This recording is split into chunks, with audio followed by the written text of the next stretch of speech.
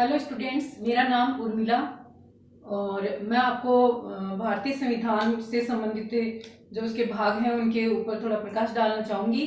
तो हम देखते हैं कि हमारा जो भारत का संविधान है, इसमें हम भागों की बात करें तो 22 भाग हैं और इसमें अनुच्छेद 395 है और अनुसूचियों की संख्या इसमें 12 है।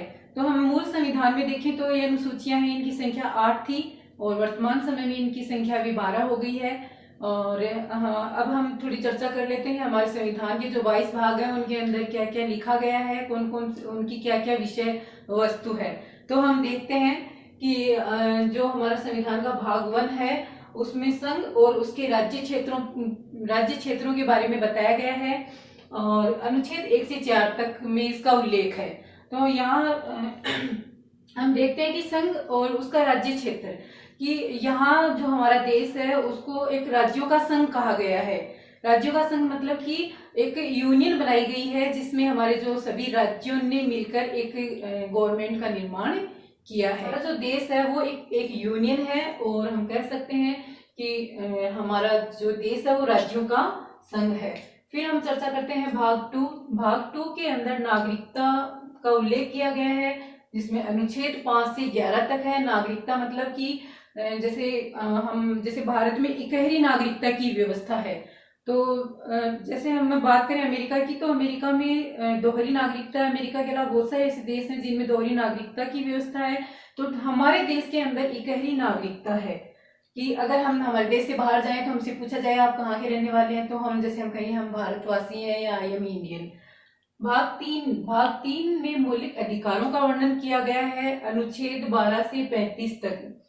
ये मौलिक अधिकार हमारे संविधान निर्माताओं ने भारतीयों को अपने व्यक्तित्व विकास के लिए प्रदान किए थे, जिनका उल्लेख अनुच्छेद 12 से 35 में किया गया है।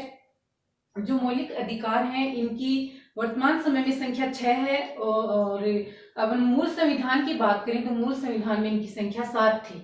मूल संविधान के अंदर ये 7 थे, जिसमें एक संपत्ति का अधिकार था जिसको 44वां संविधान संशोधन 1978 में किया गया था, जिसके द्वारा उसको हटाकर 300A में एक कानूनी अधिकार बना दिया गया है। उसके बाद से जो हमारे मौलिक अधिकार है उनकी संख्या 6 बच गई है और ये अनुच्छेद 12 से 35 तक में वर्णित है। फिर अपन ध्यान देते हैं भाग 4 के अंदर नीति निर्देशक तत्वों का उल्लेख किया गया है। नीति निर्देशक तत्व है वो अनुच्छेद 36 से 51 में वर्णित है और ये नीति निर्देशक तत्व है ये मतलब अवाद योग्य है। जैसे अपन मौलिक अधिकारों की बात करें तो यदि किसी व्यक्ति को ये लगे कि हमारे मौलिक अधिकारों का हनन हो रहा है तो वो न्यायपालिका की शरण ले सकता है, किंतु नीति निर्देशक तत्वों के लिए किसी प्रकार के न्यायालय की शरण नहीं ली जा सकती। तो इसमें नीति निर्देशक तत्वों का उल्लेख है जो 36 से 51 तक में वर्णित है। फिर अपन बात करते हैं भाग 4A की, जिसमें मौलिक कर्तव्यों का उल्लेख किया गया है। मौलिक कर्तव्य हैं वो अनुच्छेद 51A में वर्णित है। अब मौलिक कर्तव्यों की अपन बात करें तो वर्तमान में मौलिक कर्तव्यों की संख्या 11 है और मूल संविधान की बात करें तो मौलिक कर्तव्य 10 थे। फिर अपन चर्चा कर लेते हैं भाग 5 में हमारे संघ का उल्लेख है और अनुच्छेद 52 से 151 तक में है। जो संघ का मतलब ये है कि हमारा जो भारत देश है वो एक संघ है, एक यूनियन है और इसके अंदर 28 राज्य और 8 केंद्र शासित प्रदेश हैं। फिर देखते हैं अपन भाग 6 में राज्य का उल्लेख है और अनुच्छेद 152 से 237 तक में इसका उल्लेख किया गया है। तो यहाँ अपन देखते हैं कि राज्य मतलब कि भारत के अंदर 28 प्रेजेंट टाइम में 28 राज्य हैं और इन 28 राज्यों से मिलकर भारत का निर्माण हुआ है। हालांकि अलग अलग राज्यों में अलग अलग पार्टीज की सरकार है, बट केंद्र में उनका मेन कंट्रोल है। तो ये भाग 6 राज्यों से संबंधित इसमें विवरण हमें मिलता है जो अनुच्छेद 152 से 237 तक में मिलता है। फिर अपन आगे बढ़ते हैं भाग 7 में अनुच्छेद 238 है जिसको अभी निश्चित कर दिया गया है, उसको या हम कहें उसको डिलीट कर दिया गया है। फिर अपन बात करते हैं भाग 8 में संघ राज्य क्षेत्रों का उल्लेख किया गया है अनुच्छेद 239 से 242 तक में। फिर भाग 9 में पंचायत का उल्लेख है अनुच्छेद 243 से 243 तक है। भाग 9A में नगर पालिका का उल्लेख है जो अनुच्छेद 243 तय से यह 6 तक है। फिर भाग 9B में सहकारी सोसाइटी का उल्लेख किया गया है 243 यह जय से यह न तक। भाग 10 में अनुसूचित जाति जनजाति क्षेत्र का उल्लेख किया गया है, अनुच्छेद 244 से 244 ए तक। और भाग 11 में संघ राज्यों के बीच संबंधों का उल्लेख किया गया है, अनुच्छेद 245 से 263 तक, कि हमारे जो केंद्र और राज्य हैं इनके बीच में संबंध किस प्रकार से रहेंगे, किस प्रकार से इनके बीच में पावर हैं, शक्तियां हैं, उनका विभाजन किया जाएगा, जो 245 से 263 तक। फिर भाग 12 में वित्त संपत्ति संविदा और वाद का उल्लेख है, जो अनुच्छेद 264 से 300 ए तक है। और जो मौलिक अधिकारों से जो संपत्ति का अधिकार हटा दिया गया था 44 संविधान संशोधन द्वारा, उसको यहाँ 300 ए में जोड़ दिया गया।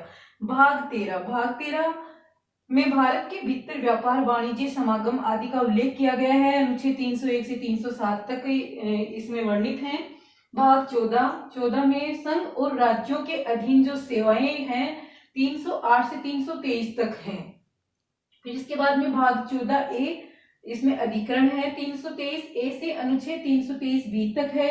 भाग 15 जिसमें निर्वाचन संबंधी व्यवस्था की गई है, कि भारत में जो भी जो अपने प्रेसिडेंट वगैरह है, प्रधानमंत्री, जो भी अपने राज्यों में जो गवर्नमेंट के अधिकार जो सीएम वगैरह है, उनके जो चुनाव है प्रक्रिया वो कैसे होगी, उसका सबका विवरण हमें यहाँ देखने को मिलता है, अनुच्छेद 324 से अनुच्छेद 329 ए में। भाग 16 में विशेष उपबंध दिए गए हैं 330 से और 342 तक। भाग 17 राजभाषा का उल्लेख करता है, अनुच्छेद 343 से 351 तक। ये बड़ा ही इंपॉर्टेंट है, यहाँ से एग्जाम में अक्सर क्वेश्चन पूछ लिया जाता है कि राजभाषा संबंधी जो अनुच्छेद है वो कहाँ से कहाँ तक है, तो अनुच्छेद 343 से 351 तक है। और ये यहाँ में ये भी ध्यान रखना है कि जो हमारी हिंदी है इसको भारत की राजभाषा का दर्जा यहाँ पर दिया गया है। फिर अपन आगे चर्चा करते हैं भाग 18 में आपातकालीन उपबंधों का उल्लेख किया गया है। ये आपातकालीन शक्तियां हमारे भारत के राष्ट्रपति को प्रदान की गई हैं, जो अनुच्छेद 352 से 360 तक में वर्णित है। भाग 19 में प्रकीर्ण है, जो 361 से 367 तक में वर्णित है। और भाग 20 में संविधान संशोधन संबंधी प्रावधानों का उल्लेख किया गया है, कि जब हमारा संविधान लिखा गया था उस संविधान के अंदर अगर मान लो हमारी सरकार चाहे तो वो अनुच्छेद 368 के अंदर जो भी बातें लिखी गई हैं उसके अकॉर्डिंग हमारे संविधान के अंदर संशोधन हमारी संसद को करने का अधिकार दिया गया है।